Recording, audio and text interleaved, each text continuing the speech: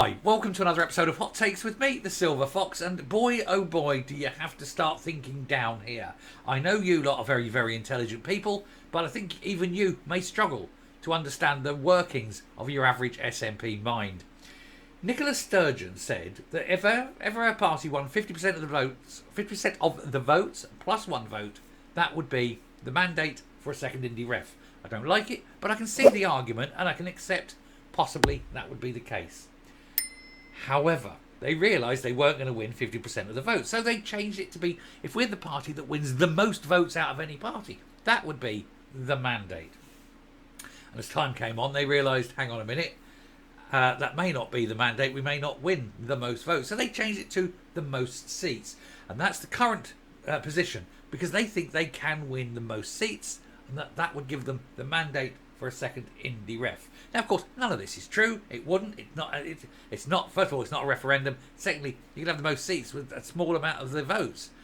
No, that's not how it works. However, realising that, John Swinney's proposing a new idea to give a mandate for independence and a second referendum. And boy, oh boy, you ain't going to believe what he's coming up with. We're going to go into a little journey here through the deepest, darkest machinations of a man with no brain. Here goes.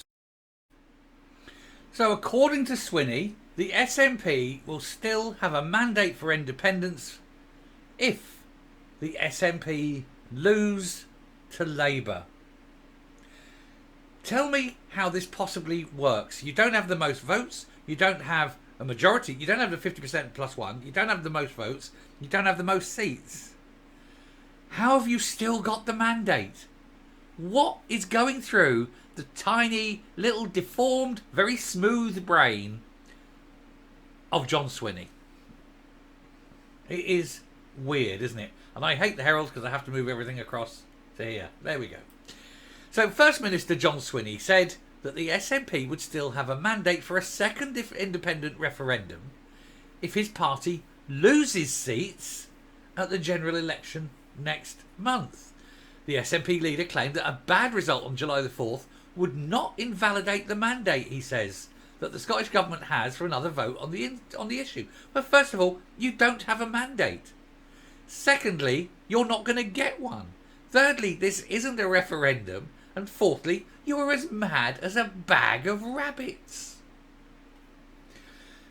A pro-independence majority supporting IndyRef 2 was returned at the last Holyrood election. But the strategy was thrown into disarray after the UK government refused to negotiate it. Then they took it to court, and the courts agreed with the UK government saying, no, you don't have the power, you can't have your own referendum, please go away, you silly little men. And that's what they had to do, and they didn't like it. And old Humza comes back storming from the court, moaning, but then, what do you expect? Anyway, current SNP policy states that winning a majority of seats at the general election should trigger talks with Westminster. Here's the talks. Hello, can we have a referendum? No. Okay, thanks. That's it. Anyway, he said this would give a democratic effect to independence, with Mr Swinney saying last week he would seek a referendum. Well, he can seek one, but it ain't going to find one, because it ain't going to happen. However, opinion polls show the SNP in line to lose many seats to Labour.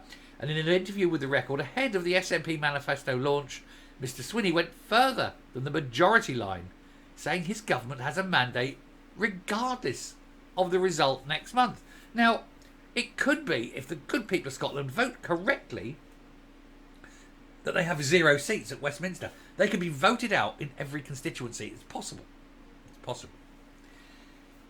And he would still say that they have a mandate, even though they've been comprehensively rejected.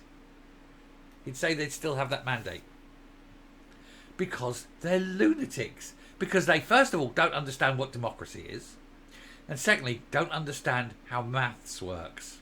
I mean, we know they hate democracy because when Scotland voted to remain part of the Union, they didn't like it and they demanded another one because, democracy sucks. And when they accepted they were part of the Union and people in the Union voted to leave the UK, they have moaned about that because, again, democracy sucks. If they hate democracy so much, which is clear, then that is why I think they can accept that they can lose all their seats and they still get their own way, because democracy sucks. Democracy is against the SNP. The SNP hate democracy, which is just as well they're not going to get into any kind of real power, because if they were given total power in an independent Scotland, it would be the end of democracy. You'd never be allowed another free vote.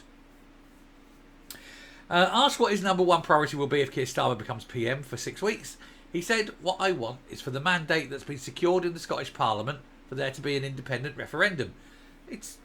You can do it you like in the Scottish Parliament. It has no bearing on national politics. Scotland, in terms of the Parliament, that is only a regional council. It's got nothing to do with national politics." Asked what would happen if the SNP fell back to, say, 20 seats, he said, "I think the mandate of the Scottish Parliament should be respected." But there is no mandate. You still don't have the mandate. A new megapoll has predicted the SNP will lose all its seats in Glasgow and be left with around 15 MPs after next month's general election. 15 too many, people. Tactical voting, and don't get complacent. Get out and vote. Don't let them get away with it. This would be a bigger victory for Sir Keir Starmer's party than they secured in 1997 by Tony Blair, when the Labour Party won 418 and the Tories 178 votes. It's going to be a massive, massive victory. I'm not going to talk about the general numbers. We've done them this morning. It's just, how does he... I can't see how he can possibly sit there and say, we could lose possibly all our seats at Westminster and still have a mandate. This is, A, it's delusional, and B, it's desperation. It reeks of a loser. And that's all Swinney is. He's the ultimate loser. And he's about to lose his job. And he's about to lose all his MPs. And it's just wonderful to be seen. But they are absolutely bonkers, aren't they? Coming up. So there you have it. Final clinching proof that John Swinney is off his meds and out of his mind. They haven't got the mandate. They will never have the mandate. No government at Westminster is going to give them the mandate, because no Prime Minister wants to be the one that breaks up the Union. They have to accept it. Plus, they never win the independence referendum anyway. And then they won't accept that, even if there was another independence and they didn't, and they'd lose it. They wouldn't accept it. They'd go, no, we need a third ref, a fourth indie ref, a fifth indie ref. And they'd look for excuses all the time. It's raining, we better have an indie ref, and things like that. They are absolutely desperate. And for what? So that they can control Scotland, have a one-party state, and make everybody's life a misery. Hey-ho. Anyway, we'll finish there. Thank you very much for watching. Do definitely hit the subscribe button. It's very important, the subscribe button, because the YouTube algorithm keeps taking people out without their knowledge. It's really annoying. Also, hit the like and leave a message, and I will read them, and I will speak to you later. Bye.